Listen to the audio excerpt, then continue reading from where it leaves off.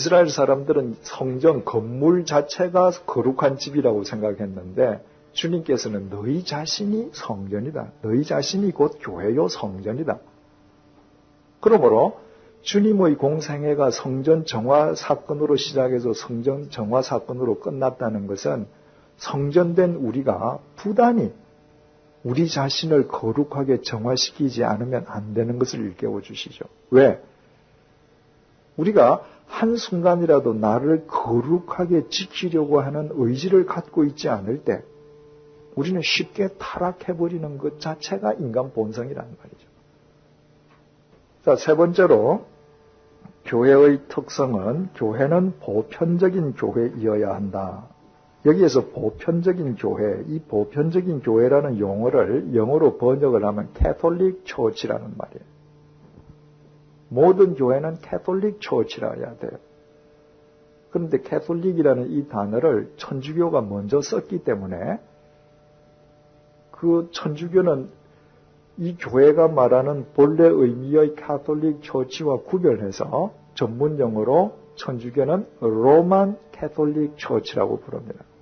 로마에 있는 교황의 지배하에 있는 교회다 그 말이에요. 그런데 개신교에서는 이 혼란을 피하기 위해서 캐톨릭 처치라는 용어 대신에 유니버설 처치라는 단어를 씁니다. 캐톨릭이든 유니버설 처치든 그 보편적 교회라는 뜻은 무엇인가? 직업, 연령, 학력, 경력, 지역, 인종을 초월해서 남녀노소, 빈부, 귀천이 모두 조화와 일치를 이루는 만민을 위한 교회가 되어야 된다는 겁니다. 그게 진짜 교회라는 거예요. 모든 사람이 남녀노소, 빈부, 귀천이 구별 없이 한데 어우러지는 교회를 한다. 이 말은 굉장히 쉽죠. 2000년 전에는 이 발상 자체가 혁명적이요. 사회의 근간을 흔드는 아주 불순한 생각인 겁니다. 왜냐? 당시는 계급제도가 있던 사회고 더더구나 노예가 있던 제도예요.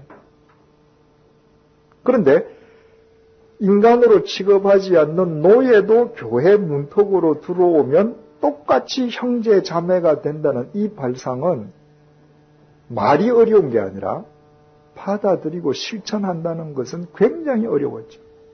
그러나 2000년 전 교인들은 그렇게 했다는 사실이 중요하죠.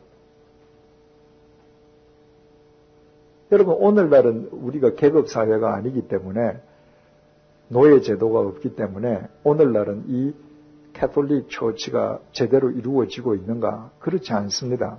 미국을 가보면 어떻습니까? 백인은 백인들끼리 예배드리고 흑인은 흑인들끼리 예배드리죠. 어느 쪽도 진정한 의미의 캐톨릭 처치가 아닌 거죠. 백인 교회에 어느 흑인이 들어가서도 조금도 거리낌 없이 한데 융화될 수 있어야 그것이 유니버설 처치가 되는 것이고, 흑인이 예배드리는데 어떤 백인이 들어가도 조금도 껄끄러움이 없을 때 그 흑인 교회가 유니버설 처치가 되는 거죠. 가령 우리가 이렇게 생각을 한번 해보십시다. 큰 대형 교회가 있어요. 그 대형 교회에 어떤 분은 운전을 할 줄 모르기 때문에 기사가 운전하는 자동차를 타고 교회를 가실 수 있잖아요. 그때 그 주인과 기사가 그 교회에서 똑같이 형제 자매가 될 수 있을 때 그 교회가 유니버설 처치입니다. 그런데 한국 교회가 그렇습니까? 그렇지 않죠. 대개 기사들은 예수를 믿어도 그 교회에 안 들어가요. 차 안에서 기다려요. 그리고 자기 다니는 교회 저녁에 따로 가죠. 왜? 그 교회에 들어가면 불편하니까. 한때 한국에서 연예인들이 모여서 연예인 교회를 만든 적이 있습니다. 지금은 예능교회로 이름이 바뀌었죠. 아주 잘 바뀐 거죠. 그죠? 연예인들끼리만 모여서 교회를 만들자? 절대 교회일 수 없죠. 그거는 선교회일 수는 있지만 연예인들끼리만 모인다면 그건 유니버설 처치가 아니에요. 또 체육인 교회라는 것도 있었고 교육자 교회라는 것도 있었는데 제가 알기로는 다 아마 없어진 걸로 압니다. 왜? 교회일 수가 없거든요. 어떤 특정 그룹, 어떤 수준 이상 우리끼리만 예배드리는 교회하자. 그건 교회가 아니에요. 왜 모든 교회가 보편적인 교회, 캐톨릭 처치이어야 하는가? 이유는 무엇인가? 첫째, 주님께서 만민을 구원하시기 위해서 이 땅에 오셨기 때문에. 요한복음 3장 16절을 보십시다. 요한복음 3장 16절. 요한복음 3장 16절. 자, 잘 들어보십시오. 하나님이 세상을 이처럼 사랑하사 독생자를 주셨으니 이는 저를 믿는 자 중에서 멸망치 않고 영생을 얻게 하려 하심이라. 맞습니까? 어디가 틀렸어요? 믿는 자마다. 만약 믿는 자 중에서 하나님께서 심사해서 고르신다. 그럼 우리는 빠지는 거죠. 믿는 자마다. 또 한 군데 더 보십시다. 마태복음 11장 28절. 이것도 우리가 찾아보았던 구절입니다. 마태복음 11장 28절. 수고하고 무거운 짐진 자들아. 그 다음에 뭐예요? 다. 그게 공표되어 있죠. 그죠?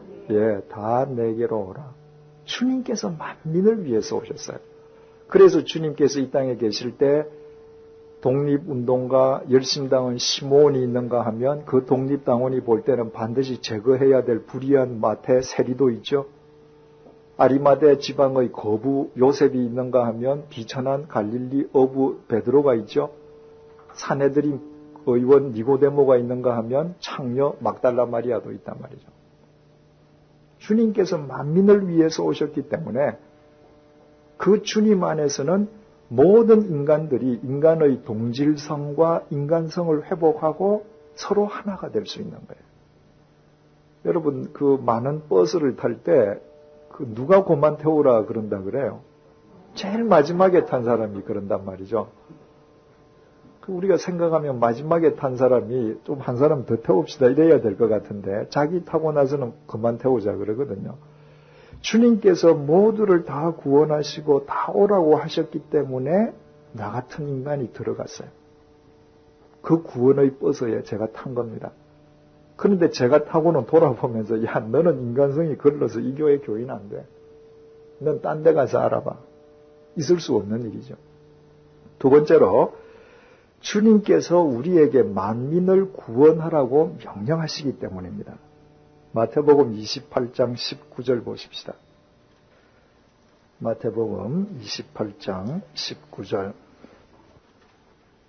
주님께서 승천하시면서 제자들에게 내리신 명령이에요. 그러므로 너희는 가서 어떻게?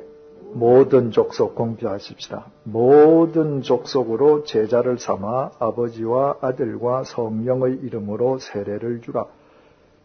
만민에게 가서. 그러므로 여러분들께서 어떤 교회에 속해 계시든지 바로 여러분들이 교회라고 그랬잖아요. 그렇다면 여러분들은 주님의 보편적인 교회로서 술꾼을 향해서도 마약 중독자를 향해서도 여러분들은 열려 있어야 돼요. 저 문을 열고 교회에 내가 예배를 드리는데 누가 들어와도 교회는 그를 받아들일 수 있어야 합니다. 그들을 받아들여서 살려서 새로운 삶을 살게 하는 것이 교회가 해야 될 일이란 말이죠. 요즘 그 세상이 이제 바뀌어가면서 뭐 과거사 진상 문제 이런 것이 이제 새로운 화두로 이제 대두되고 있지 않습니까? 아울러서 기독교 일각에서도 과거에 잘못한 것, 뭐 친일 문제, 또 독재 정권에 이 협력했던 일 이런 거에 대한 그 진상과 비판이 계속 많습니다. 그 중에 하나가 보면 그 80년대에 그 분명히 대한민국 대통령은 최규하 대통령이 계셨음에도 불구하고 한국 교계 지도자들께서 롯데호텔에 전두환 국보위 상임위원장을 모셔다 놓고 그를 위한 기도회를 열었단 말이죠. 그래서 한국 개신교회가 이처럼 기독교 그 절대 권력자에게 자기 기득권을 고수하고 영향력을 확대하기 위해서 한 짓은 잘못이다. 뭔가 짚고 회개가 있어야 된다. 이렇게 얘기를 하는 거예요. 여러분들 정말 어떤 그 권력자에게 아첨하기 위해서 그리고 내가 목적하는 바를 성취하기 위해서 그를 불러내어 놓고 기도를 했다. 그건 순수하지 못하죠. 그러나 이 사람이 앞으로 이 대한민국을 이끌어 나갈 지도자라는 것이 확실해졌기 때문에 이 지도자가 정말 하나님을 경외하는 마음으로 겸손하게 백성들을 이끌어갈 수 있도록 바라는 마음으로 기도를 했다면 그건 또 아름다운 일일 수 있겠죠.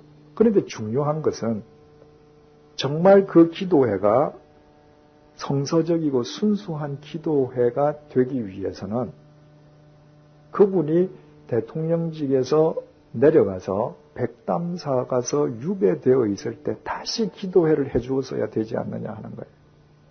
적어도 그때 롯데호텔에서 그분을 모셔놓고 기도하셨던 분들이 백담사 가 있는 그분을 위해서 다시 기도회를 해서 주님 이 불쌍한 한 인간을 주님께서 바로 세워주시고 그가 나라를 통치하면서 쌓았던 여러 경력들을 여생을 통해 나라를 위해서 겸손하게 봉사하면서 살게 해주십시오. 기도회를 했더라면 저는 그분들이 박수 받으셨을 것 같습니다. 그런데 정점에 있을 때는 교회로 오시오 하고 불러서 기도회를 했다가 그에게 권력의 줄이 떨어지고 유배되니까 아무도 모르는 척 했단 말이죠.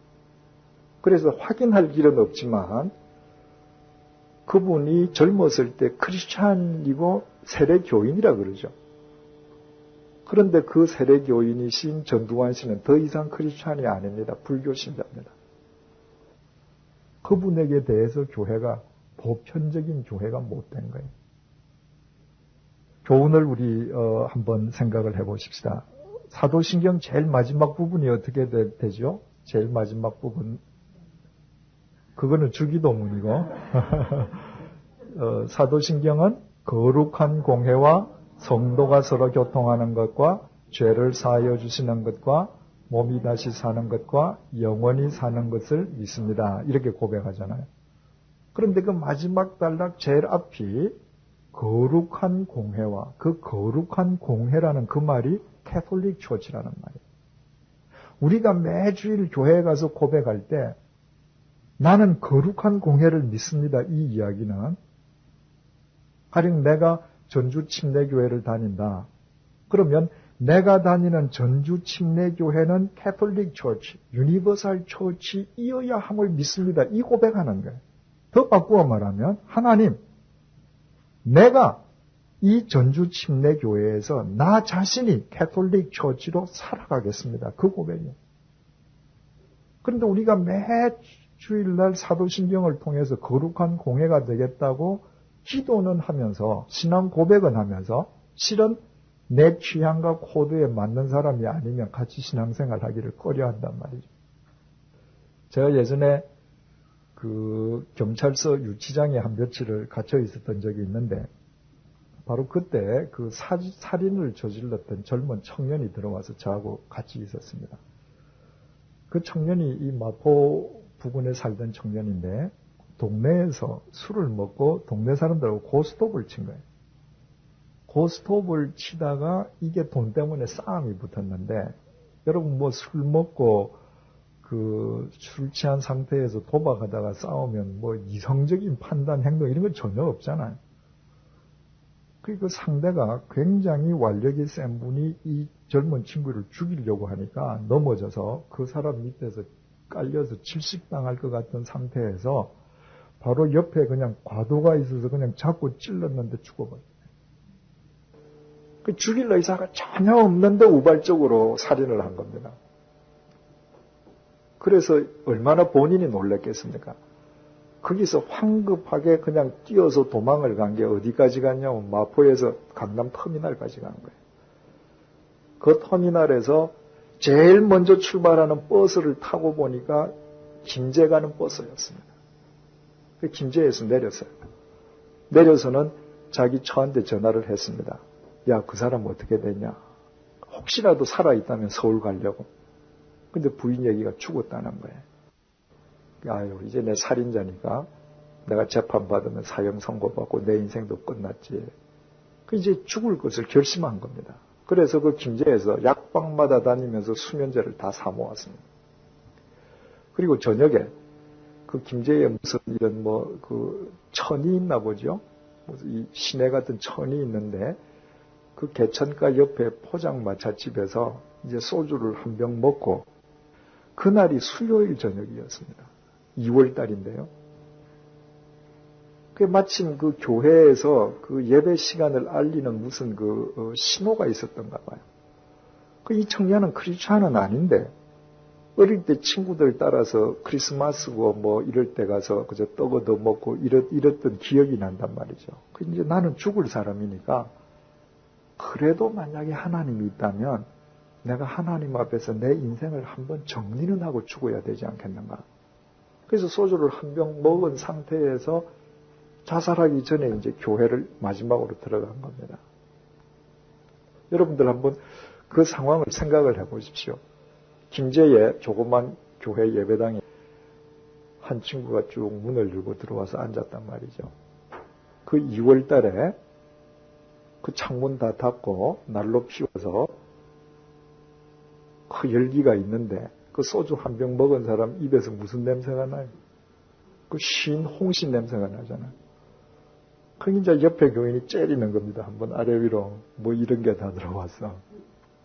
그 이쪽 사람 째리고 앞에 사람 또 돌아보고 째리고 그러다가 옆에 앉아있던 사람이 도저히 네 옆에 못 앉아있겠다는 식으로 가서 저 앞에 가서 앉고 이러니까 그 부목사님인지 전도사님인지 교역자가 보니까 이상한 사람이 들어왔단 말이죠. 얼굴은 시뻘겋고 교인들이 째리다가 짜고 딴 자리 가고 그러니까 저 목사님이 설교하시는 강대상 이쪽에서 이제 딱 이 사람을 지금 딱 이렇게 이제 감독하고 감시하고 있는 거예요. 저기 무슨 일을 저지르지 않는가. 그러니 그런 그 문초리 속에서 이 사람이 목사님 설교가 귀에 들어오겠습니까? 그래서 예배를 드리다가 나갔어요. 나가고는 다시 소주를 한 병 사가지고 여관에 가서 이제 소주를 먹으면서 자살을 하려고 그랬는데 그 소주를 그냥 따고 수면제를 털어서 먹었으면 죽었을 텐데 그 밥도 안 먹고 소주를 아까 한 병 먹고 지금 2병을 다 마셨잖아요. 그리고 수면제를 먹었는데 아침에 일어나니까 안 죽고 살아난 거예요. 술을 너무 많이 먹어서 수면제를 다 먹는다는 게 한 알만 먹고 다 먹었다고 생각합니다. 하나님께서 살리신 거죠, 그죠? 그래서 아침에 이제 돈이 떨어졌으니까 아침에 일어나서 자기가 살았다는 것을 생각하고 확인하니까 못 죽겠거든요. 겁이 나서. 여러분이 참 묘하죠? 자살하려던 사람이 실패하면 자살 안 합니다. 그래서 후지산에서도 떨어지던 사람들이 그 분화구로 떨어지던 사람이 그 안에 절벽이나 이런 데 떨어지면 사람 살려달라고 소리 지른다 그러죠. 그 안요한 목사님도 눈이 멀고 시력을 잃고 가족들 다 떠나고 이제 내 죽어야지 하고 부엌에 기둥에다가 모세에다가 넥타이 걸고 목을 맸는데 그 60kg 넘는 그 남자 체중을 그 못이 견디겠어요. 못이 휘어지면서 떨어지니까 그 안요한 목사님이 제일 첫 번째 느낀 게 죽을 뻔했네. 그래서 그분도 자살 안 했단 말이죠. 이 청년도 겁이 나서 못 죽겠거든요. 이제 돈을 보내달라고 아내한테 전화를 했습니다. 그랬더니 아내가 내 돈 줄게. 대전 어디서 만나자. 와라. 그리고는 그 아내가 경찰서 가서 남편을 대신해서 자수했습니다. 내 남편하고 지금 대전 가서 만날 테니까 가서 잡아라. 그리고 단 남편이 자수한 걸로 해주라. 그리고 제가 있는데 그 청년이 들어왔어요. 그래서 제가 읽던 성경을 주고요. 지난 6월 달에도 한번 이렇게 스쳐가면서 봤는데 참 지금은 열심히 신앙생활을 하고 있습니다. 그런데 한번 생각을 해봅시다. 그 청년이 그날 밤에 죽었다고 생각합시다. 그날 밤에 수면제를 다 먹고 그 인생이 끝났다고 생각을 해보십시다. 하나님께서는 분명히 그 청년을 그 교회를 믿으시고 그 교회에 보내셨는데 그 교회 교역자, 교인 아무도 그에게 눈길을 주지 않고 오히려 째리는 바람에 그 사람이 나가서 죽었다면 하나님께서 그 교회의 책임을 묻지 않으시겠어요? 특히 그 옆에서 째렸던 사람들. 하나님께서도 한번 째리시지 않겠어요? 여러분, 우리의 상식으로는 이해할 수 없는 사람이 지금 내 옆자리에 들어와 앉아도 그가 그런 상황에서 교회를 찾았다라고 하는 것은 뭔가 그 안에는 철박함이 있는 겁니다. 그를 위해서 내가 유니버설 처치가 되겠다고 여러분들이 매일 사도신경을 고백하는 겁니다. 제가 주님의 교회에서 목회할 때 새신자반을 할 때마다 지금 방금 이 청년 얘기를 했어요. 그래서 우리 교회에서는 예배 시간에 누가 들어오든지 따뜻하게 맞아주자. 제가 매번 당부를 했습니다. 근데 한 번은 수요 성경 공부를 하는데 이제 방금 말씀드린 것하고 똑같은 상황이 벌어졌어요. 한참 말씀을 전하는데 저 뒤에서 누가 들어오는데 보니까 뭐 얼굴이 시뻘건 게 멀리서 봐도 숙취한 사람이에요. 그래 가서 제일 뒤에 앉았습니다. 그때도 날씨가 쌀쌀할 때라서 아주 실내 공기가 더울 때입니다. 그러니까 주위에 있는 사람들이 얼마나 괴롭겠습니까? 저는 이번 설교를 하는데 계속 신경은 거기 가는 거죠. 그 옆에 있는 분들이 얼마나 따뜻하게 해주셨는지요. 그분은 교회 다니던 분이 아니었습니다. 그런데 술이 이렇게 취해서 하다가 뭘 묻고 싶은데 강남 YMCA를 가면서 거기에는 행인이 없습니다. 가다 보니까 불이 켜진 집이 있어서 뭘 물으려고 들어갔는데 너무너무 자기를 잘해주니까 그분이 거기서 예수님을 영접했습니다. 그래서 모래내 사시는 분인데 모래내가 저 어디 신촌 저 뒤쪽이 있지 않습니까? 거기에서 매주일 제가 관둘 때까지 매주일 열심히 다녔습니다. 그럴 때 우리는 유니버설 처치가 되는 거죠. 네 번째로 교회는 사도적인 교회이어야 한다. 사도적인 교회라는 의미가 무엇인가? 사도들이 전한 복음에 기초한 교회가 되어야 된다는 것입니다.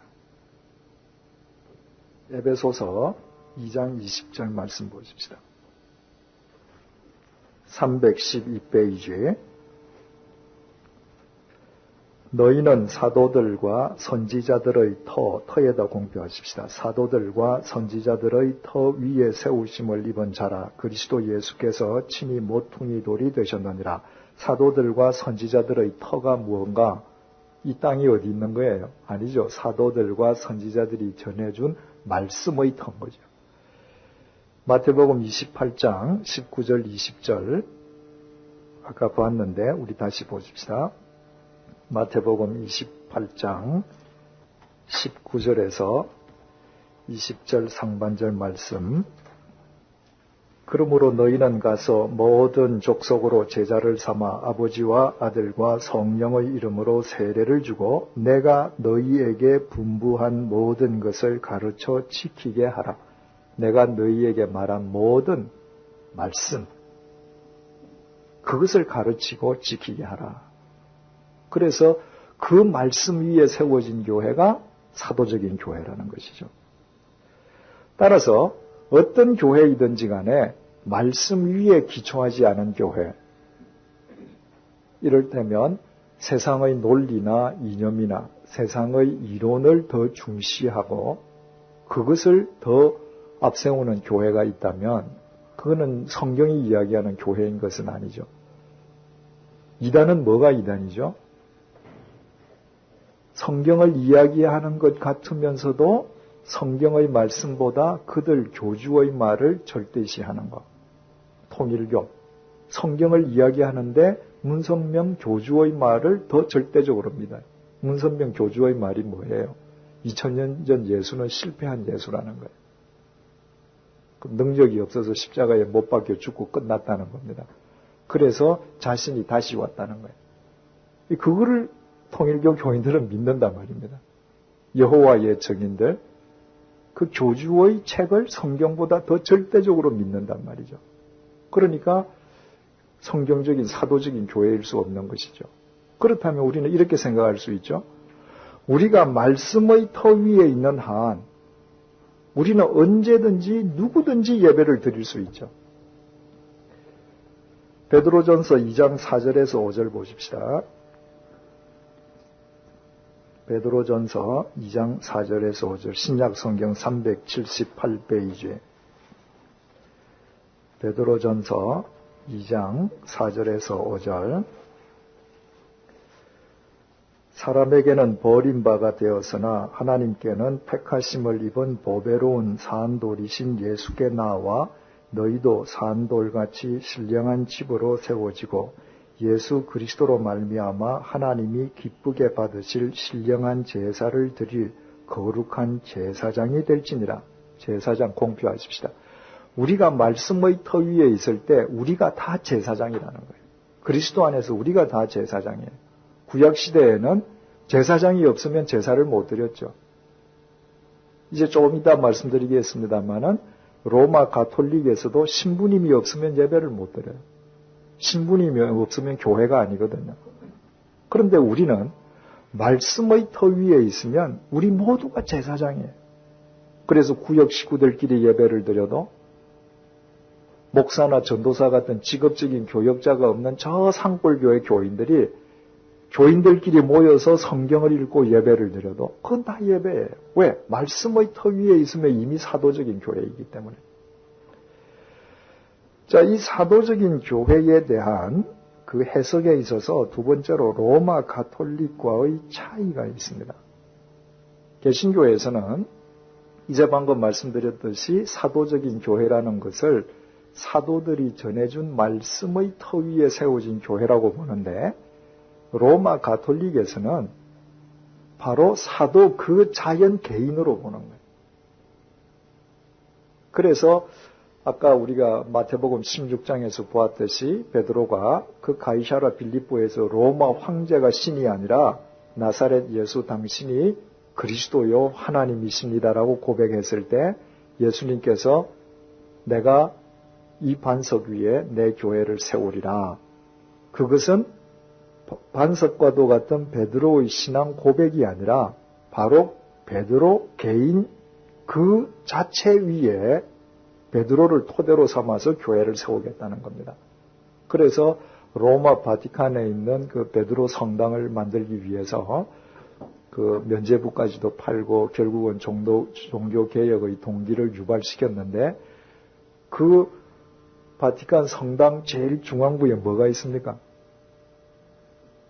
베드로 시체가 있다는 거죠. 공동묘지에 묻혀있던 베드로의 시신을 발굴해뒀다가 그 시체를 묻고 그 시체 위에 세운 집이 바티칸 성당이에요. 왜냐하면 베드로 개인을 사도적 교회로 받아들이는 거거든요. 그래서 그 가톨릭 교회는 그 소위 유명한 성자들의 시체를 꼭 놓고 그 위에 예배당을 짓잖아요. 왜냐하면 사도적 교회를 사람으로 보기 때문에 그래요. 그래서 가톨릭 교회는 베드로가 바로 주님으로부터 그 하나님의 하늘나라의 열쇠를 받았다는 것이죠. 그래서 로마 교회의 초대 교황이고 그 베드로로부터 지금 역대로 내려오는 교황들이 그 열쇠를 위임받고 그 교황으로부터 파송되는 주교로부터 위임받은 신부가 있는 곳만이 교회가 되는 것입니다. 그래서 그 로마 가톨릭의 관점에서 볼 때 개신교는 교회가 아닌 거죠. 왜냐하면 교황의 그늘에서 벗어나 있거든요. 1963년도에 그 로마 가톨릭 교회가 그 제2차 세계 공의회를 연 뒤에 개신교도 separated brethren 헤어진 형제다 이렇게 정리는 했습니다. 그 이전까지는 완전 개신교회는 사탄의 도구였는데 이제는 잃어버리고 헤어진 형제다라고 동의는 했지만 교회론에 있어서는 아직도 개신교회는 캐톨릭 교회처럼 온전한 교회가 아니에요. 왜냐하면 신부님이 없기 때문에. 그래서 개신교회에서는 캐톨릭 교회 교인들이 와도 그리스도의 이름으로 서약하고 캐톨릭 교회에서 받은 영세를 인정을 해줍니다. 그러나 가톨릭 교회는 개신교 교회의 세례를 인정 안 해줘요. 이 교회 아닌 데서 받았습니다. 그래서 제가 제네바에서 3년 동안 있을 때 그 제네바에서 개신교 교인들은 제네바 한인교회에서 모이고 가톨릭 신자들은 그 제네바에서 조금 떨어진 조그만 도시에서 2주일에 한 번씩을 모였습니다. 그래서 우리가 다 같이 주님을 믿는데 객지에서 우리 한 번씩은 이렇게 만나서 같이 예배도 드리자. 그래서 이제 몇 번을 찾아가서 설득을 하고 예배를 드렸죠. 그런데 우리가 찾아가서 예배 드릴 때 그 캐톨릭은 매번 그 성찬식을 하잖아요. 그래서 우리한테는 떡을 안 줬습니다. 저 목사지만 그 인정 안 해주는 거죠. 그분들이 우리 교회에 오셨을 때 마침 성찬식에서 우리는 다 드렸어요. 다 드시라고. 그러니까 그분들이 복음되는 교회가 아닌 거죠. 그분들은 사도적 교회를 사람으로 해석하고 우리는 말씀으로 해석하기 때문이에요. 그래서 세 번째로 개신교 입장에서 본 로마 가톨릭 교회의 문제점이 제목이 중요합니다. 우리 입장에서 본 문제점이에요. 그러니까 그분들 입장에서 보면 이건 전혀 문제가 아니고 오히려 우리에게 문제가 있는 것이죠. 그러나 우리가 볼 때 이런 문제가 있게 되는 것이요. 어떤 문제가 있는가? 첫째로 베드로 자연인에게 주님께서 교회를 세우시고 그 베드로로부터 교회가 유래된다면 바울이 세운 교회는 교회가 아니게 되는 겁니다. 그런데 실제로 신약 성경을 보면 교회의 대부분은 바울이 세웠고 아시아에 있는 요한계시록의 7교회는 모두 사도 요한이 세웠습니다. 베드로가 직접 세운 교회가 없어요. 로마 교회의 초대 교황이 베드로였다는데 베드로가 로마 교회를 세웠는가? 그렇지 않죠. 바울이 로마 서신서를 쓸 때 로마에는 이미 자생적인 크리스찬들이 있었지 않습니까? 그리고 그 로마 교회를 가장 먼저 찾아갔던 사람도 바울이거든요. 그런데 바울은 교황 주교 이 라인에서 벗어나 있는 사람이거든요. 그러니까 그 논리를 따른다면 신약 성경에서 바울과 사도 요한이 세운 교회는 교회가 아닌 꼴이 된다는 것이죠. 모순이 생기는 것이죠. 여러분 이제 그 유럽에 그 성지 순례를 가시거나 여행을 하시면 유럽에 있는 모든 성당들 앞에 가면 베드로가 꼭 열쇠를 들고 있는데 열쇠 몇 개 들고 있어요? 꼭 2개 들고 있습니다. 그 왜 2개냐? 주님께서 내가 너에게 천국의 열쇠를 주리니 네가 땅에서 무엇이든지 매면 하늘에서도 매일 것이요 땅에서 풀면 하늘에서 풀릴 것이다. 그래서 열쇠 하나는 하늘 거, 또 하나는 땅의 거예요. 자연인으로 보니까 그렇게 되는 거죠. 그렇다면 바울이 세운 교회는 교회가 안 되는 거죠. 두 번째 문제점은 만약에 주님께서 베드로가 행한 주는 그리스도시요 살아계신 하나님의 아들이라는 신앙 고백을 터로 삼아 당신의 교회를 세우신 것이 아니고 베드로 개인 위에 당신의 교회를 세우셨다면 결과적으로 교회의 기초는 사탄이 되는 거예요. 마태복음 16장에서 베드로가 주는 그리스도시요 살아계신 하나님의 아들이라고 멋지게 신앙 고백했는데 그 다음에 무슨 일이 벌어져요? 이제 제자들이 내가 하나님이라는 걸 비로소 알았거든요. 그래서 예수님께서 얘들아 내가 이제 예루살렘에 올라가면 못 박혀 죽을 거다. 왜? 이제 내가 하나님으로서 이 땅에 왔는데 죄인들을 위한 제물이 되어서 내가 죽을 것이다. 그랬더니 베드로가 뭐라 그래요? 예수님을 간하여 에피티마오, 간했다는 건 간절히 만했다는 것이 아니라 이 간자도 꾸짖었다는 말이에요. 헬라 말로 에피티마오는 야단쳤다는 말이에요. 예수님을 붙잡고, 그러니까 그 순간은 베드로가 스승인 거죠. 예수님을 탁 붙잡고 꾸짖으면서 무슨 말도 안 되는 소리 하시오. 하나님이 왜 인간에게 못 박혀 죽는다는 말이요. 반발했단 말이죠. 그랬더니 예수님께서 뭐라 그러셨어요? 사단아 물러가라. 너는 나를 넘어지게 하는 자로다. 너는 하나님의 일을 생각지 않고 사람의 일을 생각하는도다. 그러니까 극찬을 들었던 베드로가 순식간에 사탄으로 전락했거든요. 만약 그 개인 위에 교회가 세워졌다면 반은 칭찬이고 반은 사탄이에요. 교회의 기초가 그렇게 부실하고 허약하다면 교회는 문제가 많아지는 거죠. 세 번째로 문제는 우리 쪽에서 본 문제는 교회의 기초를 하나님의 말씀이 아닌 사람으로 보기 때문에 캐톨릭은 하나님의 말씀보다 사람을 절대시하는 우를 범하고 있는 것이죠. 그러니까 이 성경이 무엇이라고 말하는가가 중요한 것이 아니라 교황이 뭐라고 얘기하시는가가 절대적이죠. 그런데 이것은 캐톨릭의 입장에서 보면 전혀 문제가 안 되는 겁니다. 이제 방금도 제가 말씀드렸듯이 이건 우리 입장에서 본 문제예요.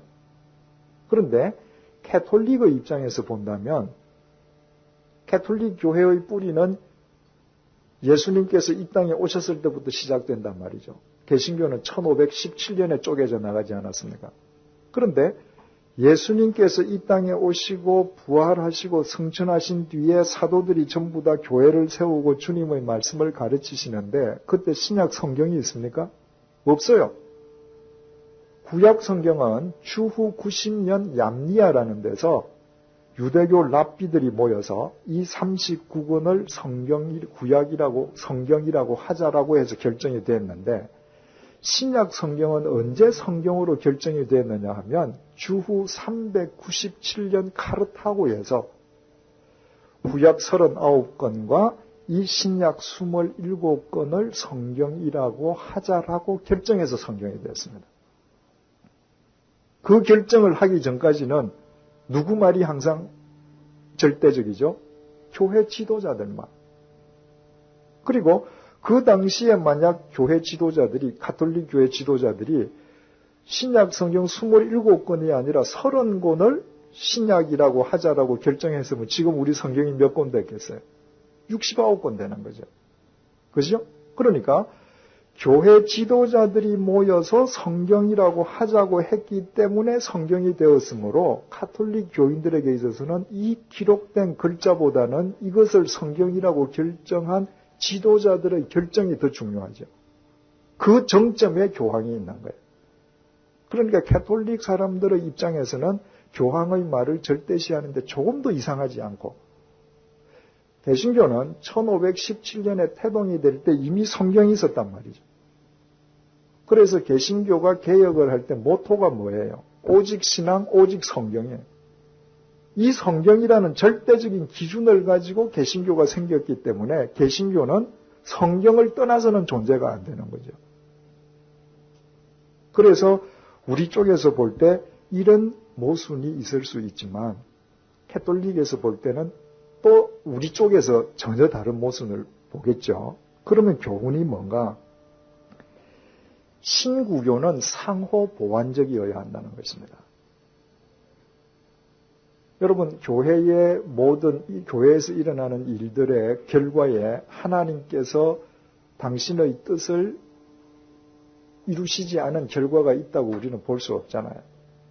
그런데 1517년에 마틴 루터를 필두로 해서 종교 개혁을 하던 사람들은 레볼루션을 한 겁니다. 혁명을 한 겁니다. 혁명이라는 것은 뭐지요? 구체제를 다 없애버리는 거예요. 혁명이 성공하려면 구질서가 없어져야 합니다. 그래서 개신교도와 천주교도들이 피를 흘리며 군대를 동원해서 서로 죽이면서 싸운 이유는 이건 혁명이었거든요. 그런데 하나님께서는 그 레볼루션을 성공하도록 내버려 두시지 않고 리포메이션으로 끝나게 하셨습니다.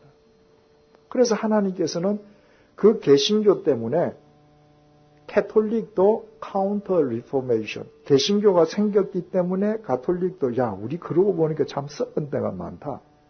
우리도 새로 좀 잘해보자. 그래서 가톨릭도 새로워졌죠. 그래서 하나님께서는 새로워진 가톨릭과 전혀 새롭게 태동된 개신교 두 날개 기둥을 다 두셨습니다. 무슨 의미겠어요? 하나님 보시기에는 어느 두 쪽도 완전하지 않은 거예요.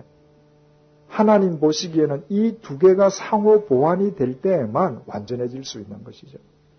그래서 개신교는 천주교가 우리 개신교의 뿌리잖아요. 1500년 동안 우리는 천주교 이름으로 있었거든요. 그러므로 그 뿌리에 대한 이해와 좋은 전통과 관습을 우리는 받아들이고 배워야 하는 것이고, 가톨릭은 가톨릭대로 말씀 위에 서가는 개신교의 이 다양성을 또 접목시켜 갈 때 가톨릭과 개신교는 서로 사도적인 참된 교회를 이루어 갈 수 있겠죠. 3번, 교회의 목적이 뭔가? 첫째로 마태복음 17장 보십시다. 마태복음 4장 17절. 마태복음 4장 17절. 시작. 이때부터 예수께서 비로소 전파하여 가라사대 회개하라 천국이 가까웠느니라 하시더라. 예수님께서 이 땅에 그리스도로 오셔서 공생애를 시작하시면서 처음 하신 설교의 내용입니다. 이 이전에는 그리스도로서 설교를 안 하셨어요. 첫 번째 하신 설교 내용이 뭐냐? 회개하라 천국이 가까웠다. 예수님께서 오신 목적이 천국을 전파하는 데 있음을 분명히 하신 것이죠. 교회가 이 땅에 존재한다면 바로 이 하나님의 나라를 이 땅에 전하고 확장시키는 것입니다. 우리는 이미 그리스도 안에서 하나님 나라를 얻은 자들이죠. 그 하나님의 나라를 이 땅 위에 일구어가는 자가 되어야 되는 것이죠. 두 번째로 요한복음 6장 28절에서 29절. 요한복음 6장 28절에서 29절. 저희가 묻되 우리가 어떻게 하여야 하나님의 일을 하오리까? 하나님의 일에 공표하시고요. 예수께서 대답하여 가라사대 하나님의 보내신 자를 믿는 것, 공표, 하나님의 보내신 자를 믿는 것이 하나님의 일이니라. 교회는 하나님의 일을 하는 것이 목적인데 하나님의 일이라는 게 뭔가? 하나님께서 보내신 자를 믿는 거예요. 그렇다면 1번과 2번을 연결하면 어떻게 되는 거예요? 예수 그리스도 안에서 얻은 하나님의 나라를 예수 그리스도를 믿게 함으로 예수 그리스도 안에서 이 땅 위에 하나님의 나라를 확장시켜가는 것이 교회의 사명이요 목적이 되는 것이죠. 그러니까 우리가 이 땅에 하나님의 나라를 세우고 하나님의 정의와 진리를 바로 세우는데 예수 그리스도 안에서가 중요하다는 것이죠. 그분의 말씀과 그분의 삶의 본 속에서 이루는 것이죠. 자, 성경적인 모델이 있습니다.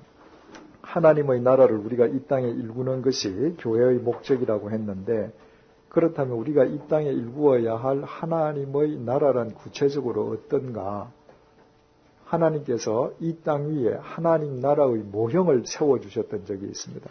그게 바로 에덴 동산이죠. 그것이 하나님 나라의 이 땅의 모형이었거든요. 한번 우리 창세기 2장 8절에서 17절 읽어보십시다. 창세기 2장 8절에서 17절 말씀 시작. 여호와 하나님이 동방의 에덴에 동산을 창설하시고 그 지으신 사람을 거기 두시고 여호와 하나님이 그 땅에서 보기에 아름답고 먹기에 좋은 나무가 나게 하시니 동산 가운데에는 생명나무와 선악을 알게 하는 나무도 있더라. 강이 에덴에서 발원하여 동산을 적시고 거기서부터 갈라져 네 근원이 되었으니 첫째의 이름은 비소온이라. 금이 있는 하윌라 온 땅에 둘렀으며 그 땅의 금은 정금이요 그곳에는 베델리엄과 호마노도 있으며 둘째 강의 이름은 기혼이라. 구스 온 땅에 둘렸고 셋째 강의 이름은 히데겔이라. 아수르 동편으로 흐르며 넷째 강은 유브라데드라. 여호와 하나님이 그 사람을 이끌어 에덴 동산에 두사 그것을 다스리며 지키게 하시고 여호와 하나님이 그 사람에게 명하여 가라사대 동산 각종 나무의 실과는 내가 임의로 먹되 선악을 알게 하는 나무의 실과는 먹지 말라. 내가 먹는 날에는 정령 죽으리라 하시니라. 자, 이 에덴이 어떤 곳인가? 첫째로 10절 말씀 보십시다. 강이 에덴에서 발원하여 거기다 공표를 해 두십시다. 거기서부터 갈라져 네 근원이 되었다. 동서남북으로 강이 흐르는 곳이 에덴이었습니다. 강은 물이죠, 그죠? 물은 생명이에요. 참 생명은 언제나 사랑과 구별되지 않습니다. 하나님이 참 생명이시기 때문에 하나님이 사랑이시잖아요. 물을 한번 보세요. 물은 계곡에서부터 대에 이르기까지 바위에 부딪히고 그 긴긴 여정을 가면서 자기를 필요로 하는 사람에게 누구든지 다 자기를 줘요. 우리가 아침마다 물로 얼굴을 씻는다. 그 의미는 내 얼굴 대신에 물이 더러워져 주는 거죠. 자기가 더러워지면서 나를 깨끗하게 해주잖아요. 그래서 우리가 참된 교회가 된다라고 하는 것은 이처럼 누구에게든지 생명과 사랑을 나누어주는 사람이 되는 것이죠. 그것이 참된 교회가 되는 거죠. 여러분, 사랑의 특징이 자기 낭비라는 거 아시죠? 부모가 자식을 사랑할 때 시간과 물질을 다 낭비해요. 그러나 낭비라고 생각하지 않습니다. 그게 사랑의 특징이거든요. 하나님께서 우리를 살리시기 위해서 성자 하나님 당신이 당신 생명을 낭비하잖아요. 낭비라고 생각 안 하셔요. 교회는 근검절약해야 돼요. 그러나 인간을 사랑하는 데서 교회는 돈을 따지면 안 됩니다. 한 인간을 살리기 위해서 교회는 인력과 시간과 모든 것을 낭비할 수 있어야 돼요. 교회가 어떤 금전적인 이해 득실을 먼저 앞세운다면 그건 교회가 아니라 이익 공동체죠. 두 번째로 8절 말씀 보니까 여호와 하나님이 동방의 어디에? 에덴에 뭘 세우셨다고요? 동산을 세우셨다. 여러분들 영어 성경을 보시면 그 동산, 에덴 동산을 에덴 힐이라고 번역하지 않고 가든이라고 되어 있습니다. 정원이라고 되어 있어요. 그럼 동산하고 정원은 의미가 틀리죠. 그럼 우리께 맞는가? 영어 성경이 맞는가? 히브리 성경은 이 동산을 가안이라고 적혀 있는데 가안은 정원이라는 말이에요. 그 영어 성경 번역이 맞는 거죠. 그런데 단순한 정원이 아니라 반드시 울타리가 쳐져 있는 정원이라야 합니다. 미국에 가면 집 앞에 울타리 없는 정원들이 있죠. 그건 가안이 아니에요. 참된 에덴을 복원하고 우리가 참된 교회가 되기 위해서는 반드시 울타리를 쳐야 돼요. 울타리라는 건 왜 치죠? 무엇에서부터 무엇을 격리하기 위해서 혹은 무엇으로부터 무엇을 보호하기 위해서 칩니다. 그렇다면 교회가 무엇으로부터 자신을 격리하고 무엇으로부터 자신을 보호하기 위해서 울타리를 쳐야 되겠는가? 여러 가지가 있을 수 있겠지만 한 가지만 우리가 생각해 본다면 두말할 것도 없이 세속적인 사고방식입니다. 아까 말씀드린 용어로 한다면 황제의 논리죠. 여러분, 우리가 교인이 된다고 하는 것은 마음을 바꾸어 먹는 거예요. 죄가 뭐라 그랬죠? 관역에서 벗어난 거. 내 중심의 마음을 하나님 중심으로 내 마음을 바꾸는 거예요. 내 마음을 바꾸면요, 그것은 생각의 바뀜으로 나타납니다. 따라서 내가 몸은 교회에 앉아 있는데 내 사고방식은 여전히 황제의 논리에 젖어 세속적인 사고방식에 빠져 있다. 크리스찬이 되기 참 어렵죠. 내 사고방식이 바뀌었다면 내가 시장 한가운데 있더라도 나는 참된 교회가 될 수 있는 거예요. 아까도 말씀드렸듯이 교회가 건물과 동일시하고 건물을 짓고 하면서 한국에 있는 많은 교회들이 법을 어겨요. 그리고 관련 공무원들한테 다 뇌물 주고 합니다.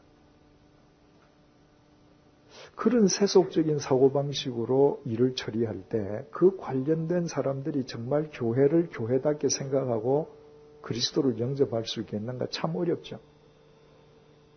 주님의 교회가 그 강남 YMCA에서 예배를 드리면서 그 뒤에 대봉 빌딩이라는 빌딩 지하실을 교육관으로 얻게 되었습니다. 그래 새로 지은 건물이어서 그걸 이제 전세로 얻어서 다 패티션을 했죠. 근데 칸막이를 해도 소방서에 허가를 맡아야 된답니다. 근데 이 소방서 공무원이 와서 허가를 안 해주는 거예요. 다 규정대로 했는데 왜 안 해주는가 그랬더니 뭐 그 당시에 관례상 한 100만 원을 줘야 된다 그래요. 그 일을 진행하시던 관리부장 집사님이 오셔서 이거 안 주면 허가가 안 나겠다. 그래서 제가 그 집사님께 그랬습니다. 만약에 교회가 이런 돈을 주면 저분이 평생 예수님을 바르게 믿을 수 있겠는가? 우리가 저 교육관 안 들어가도 좋습니다. 하여튼 정상적인 방법을 택하십시다. 어떻게 택할까? 그건 집사님이 고민하십시오. 그러나 돈은 절대 못 줍니다. 그랬더니 이분이 고민하다가 그분을 만났어요. 만나서 뭐라고 했느냐 하면 당신이 요구하는 내 100만 원 줄게 가져왔다. 그런데 우리 교회는 교인들한테 단돈 1원까지 다 보고한다. 우리 교회 교인 중에는 중앙정보부원도 있고 경찰도 있고 검사도 있다. 근데 당신한테 주면 이거 밝혀야 된다. 당신이 좋다면 가져가라. 그러나 당신이 문제가 된다면 받지 마라. 어떻게 받아요? 사실이니까. 그분으로서는 진심으로 한 얘기거든요. 정말 교회에서뿐만 아니라 내가 거룩한 교회라는 사실을 인식한다면 내 일터에서 내가 거래하는 사람들과의 거래에서 이 세속적인 사고방식을 차단하지 않으면요. 그리스도인이 2천만 명이 되어도 세상은 안 바뀌어집니다. 세 번째로 11절에서 12절 말씀. 첫째의 이름은 비손이라 금이 있는 하윌라 금 공표하시고요. 하윌라 온 땅에 둘렸으며 그 땅의 금은 정금이요. 정금 금표하시고 그곳에는 베델리암과 공표, 베델리암 일자가 있어서 밑에 주남보니가 진주라고 되어 있죠. 또 호마노도 있으며 에덴이라는 곳은 어떤 곳인가? 보석이 있는 곳이에요. 그러면 참된 교회는 보석이 많은 교회인가? 대한민국 보석상은 다 참된 교회가 될 수 있는가? 요한계시록 21장 18절에서 21절 한번 보십시다. 창세기 2장을 손으로 잡고 계시고 요한계시록 21장 한번 찾아보십시다. 요한계시록 21장 18절에서 21절. 요한 사도가 하나님의 나라를 환상 중에서 봤습니다. 그리고 그 하나님의 나라를 어떻게 묘사했는가? 18절부터 21절 같이 읽어보십시다. 그 성곽은 벽옥으로 쌓였고 그 성은 정금인데 맑은 유리 같더라. 그 성의 성곽의 기초석은 각색 보석으로 꾸몄는데 첫째 기초석은 벽옥이요 둘째는 남보석이요 셋째는 옥수요 넷째는 녹보석이요 다섯째는 홍마노요 여섯째는 홍보석이요 일곱째는 황옥이요 여덟째는 노곡이요 아홉째는 담황옥이요 열째는 지옥이요 열한째는 청옥이요 열둘째는 자정이라. 그 12문은 12진주니 문마다 한 진주요 성의 길은 맑은 유리 같은 정금이더라. 온 성이 하나님의 나라가 보석으로 꾸며져 있고 이 하나님의 나라에서 보석이 무슨 정도로 쓰여졌느냐 말이죠. 보석이 보석으로 쓰여지지 않았습니다. 집 짓는 돌멩이로 쓰여졌습니다. 건축 재료로 쓰여졌어요. 어떤 곳이 에덴인가? 내가 참된 교회가 된다고 하면 어떤 상태를 말하는가? 적어도 세상의 보석이 내게 더 이상 보석의 의미를 지니지 않을 때 우리는 참된 교회가 될 수 있습니다. 왜? 어린 아이들, 소녀들이 소꿉장난을 하는데 구멍가게에 가서 100원을 주고 구리반지를 사가지고는 이거 좋다고 끼고 다녀요. 언제까지? 연애하면서 애인으로부터 금반지 받을 때까지. 진짜 금반지 받으면 구리반지 끼라고 줘도 안 낍니다. 진짜를 알면 가짜를 안 끼어요. 그리스도인들은 어떤 가치관의 변화를 가진 사람인가? 진리이신 예수 그리스도 이상의 보석이 없는 것을 아는 사람들. 그 앞에서 세상의 보석은 보석이 안 되는 겁니다. 내가 보석 지닐 수 있죠. 열심히 일해서 세상의 물질을 내가 모을 수 있습니다. 그러나 그 물질의 노예에 이어서가 아니라 그 물질의 하나님의 뜻대로 쓰기 위한 청지기로서 가지고 사는 것이죠. 그때 우리는 황제의 논리를 벗어나서 진정한 교회가 되는 것이죠. 네 번째로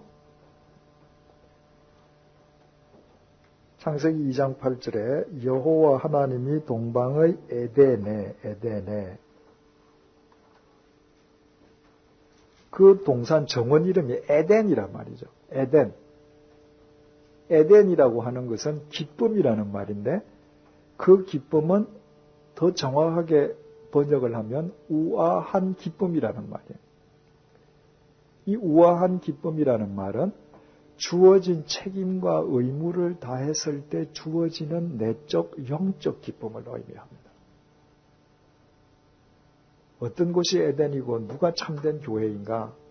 나한테 주어진 개인적인 의무, 사회적인 책무, 그 모든 의무와 책임을 다 하고 그 결과로 주어지는 기쁨의 삶을 살아갈 때 우리는 참된 교회로 세워져 가는 거예요.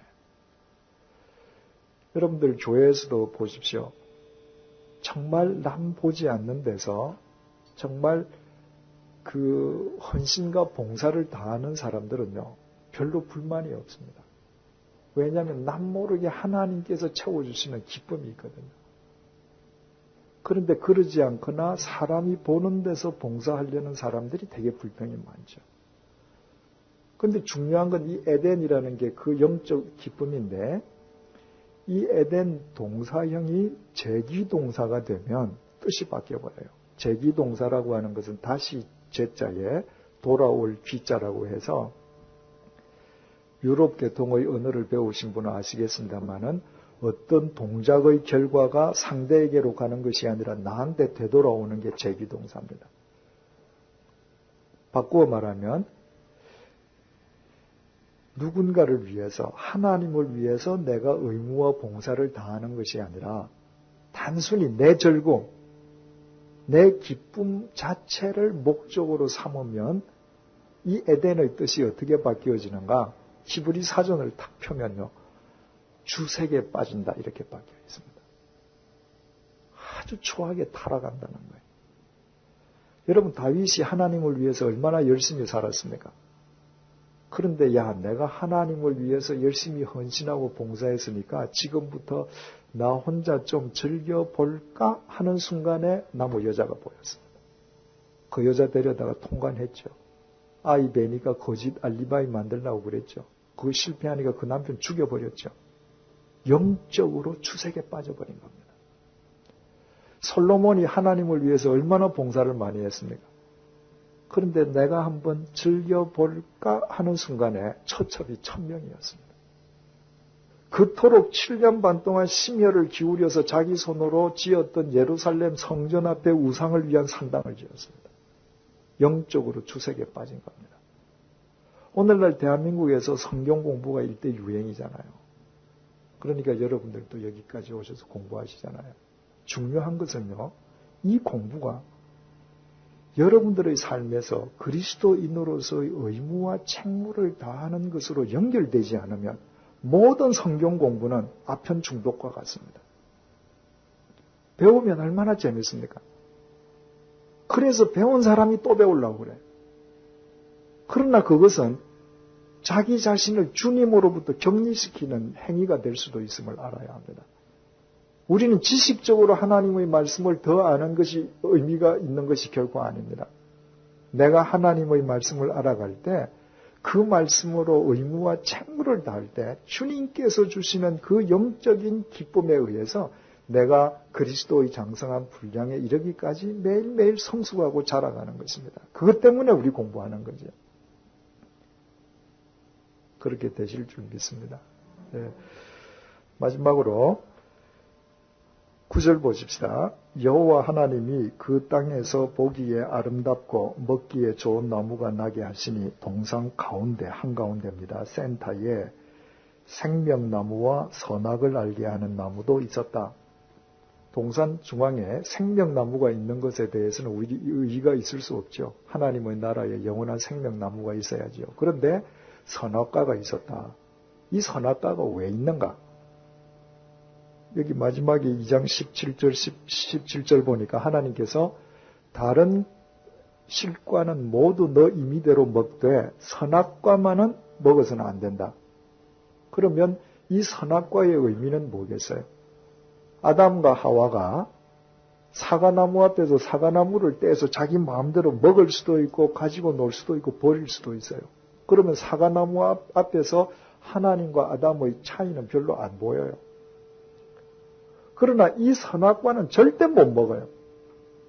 왜? 하나님의 명령이니까. 그 선악과야말로 창조주 하나님과 그 창조주 하나님의 명령에 절대 순종해야 할 피조물 인간의 차이를 상징하는 나무인 겁니다.